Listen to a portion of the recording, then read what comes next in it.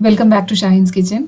ഇന്ന് നമുക്ക് വേണാട് പാൽക്കൊഞ്ചിൻ്റെ ഗ്രേവിയോട് കൂടിയിട്ടുള്ള ഒരു വേർഷൻ നമുക്ക് നോക്കാം. ഇത് ഷെഫ് സുരേഷ് പിള്ളയുടെ ഒരു വളരെ ഫേമസ് ആയിട്ടുള്ള റെസിപ്പിയാണ്. ഷെഫ് ഇത് ഡ്രൈ ആയിട്ടാണ് ഉണ്ടാക്കുന്നത്. ഞാനിത് ഗ്രേവിയോട് കൂടി എങ്ങനെയാണ് ചെയ്യാന്നുള്ളത് കാണിച്ചു തരാം. ആദ്യം തന്നെ 1/2 കിലോ ചെമ്മീൻ തലയോട് കൂടിയാണ് എടുത്തിട്ടുള്ളത്. അത് ഉപ്പും കുരുമുളകും മഞ്ഞൾപ്പൊടിയും കുറച്ച് വെളിച്ചെണ്ണയും ചേർത്ത് മാരിനേറ്റ് ചെയ്ത് വെച്ചിട്ടുണ്ട്.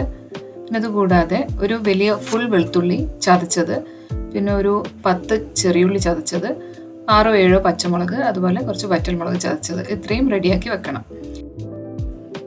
ഇനി ഒരു 1/2 മുറി തേങ്ങ എടുത്തിട്ട് അതിൻ്റെ തേങ്ങാപ്പാൽ 1-ാം പാലും 2-ാം പാലും എടുത്ത് അതിലേക്ക് ഒരു 2 ടേബിൾ സ്പൂൺ നല്ല വെളിച്ചെണ്ണയും ചേർത്ത് ഇളക്കി കുറച്ച് കറിവേപ്പില മുറിച്ചതും ചേർത്ത് കുറച്ച് ഇഞ്ചിയും ചേർത്തിട്ട് അതവിടെ റെഡിയാക്കി വെക്കാം. എന്നിട്ട് നേരത്തെ മാരിനേറ്റ് ചെയ്തിട്ടുള്ള ചെമ്മീൻ എടുത്ത് കുറച്ച് വെളിച്ചെണ്ണയിൽ ഒന്ന് ലൈറ്റായിട്ട് ഒന്ന് ഫ്രൈ ചെയ്യാം.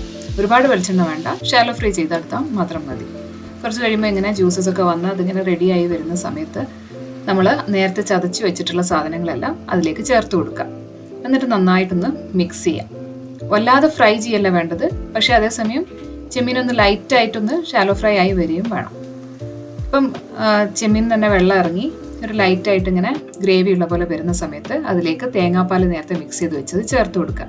ഇത് 1-ാം പാലും 2-ാം പാലും മിക്സ് ചെയ്തതായതുകൊണ്ട് പിരിഞ്ഞു പോകുന്ന പ്രശ്നമില്ല. എന്നാൽ പോലും ഒരുപാട് ഇത് തിളപ്പിക്കേണ്ട ആവശ്യമില്ല. ലൈറ്റായിട്ടൊന്ന് ചൂടായി വന്നാൽ മാത്രം മതി. അപ്പോൾ ഇത്രയുള്ള പരിപാടി. നമ്മളെ വേണാട് പാൽക്കൊഞ്ച് ഗ്രേവിയോട് കൂടി ഇവിടെ റെഡി ആയിട്ടുണ്ട്. വളരെ ഈസിയാണ് ഉണ്ടാക്കാൻ, അതേസമയം അസാധ്യമായ ടേസ്റ്റുള്ള ഒരു കറിയാണ്. ഷെഫ് പിള്ളയുടെ സ്വന്തം റെസിപ്പി ചെറിയ ചേഞ്ചസോട് കൂടി നമ്മൾ ചെയ്തതാണ്. Thank you so much for watching.